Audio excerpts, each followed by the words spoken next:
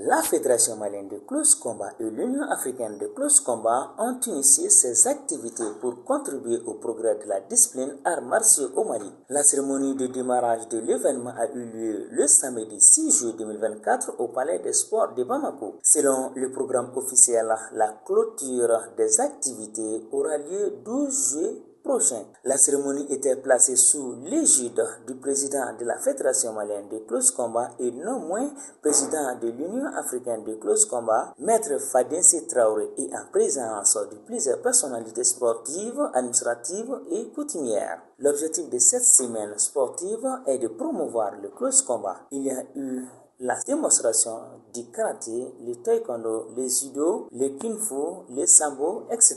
À l'issue de la première journée, le président de la FEMA Close, Fadinsi Traoré, dit être très satisfait des activités réalisées. Aujourd'hui, moi j'ai un sentiment de joie, un sentiment de satisfaction, un sentiment d'honneur.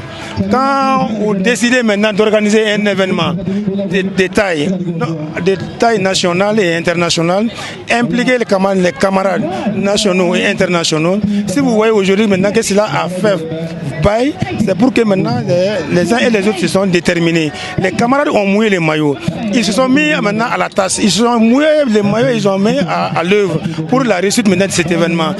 Le close combat est un combat rapproché corps à corps. Bref, pour maîtriser et vaincre l'adversaire sans se faire du mal. Mozan Traoré, commissaire de police de son état, a salué l'organisation de cette journée avant d'évoquer les objectifs visés par la fédération.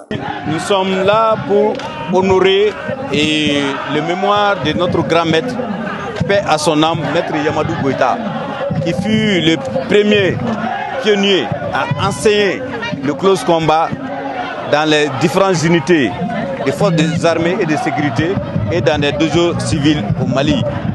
Et vraiment, je suis très ému aujourd'hui de faire tout ce qui est aux mémoires de notre grand maître pour faire savoir au monde que c'est grâce au maître Yamadou Goïta que le close combat a vu ces jours-là.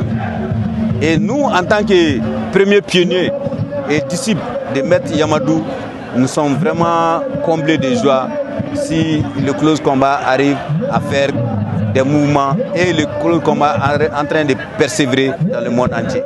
Après la visite surprise de la reine de Didadi Nahawa Dambélé, et la soirée est terminée par une série de remises d'attestations aux sportifs.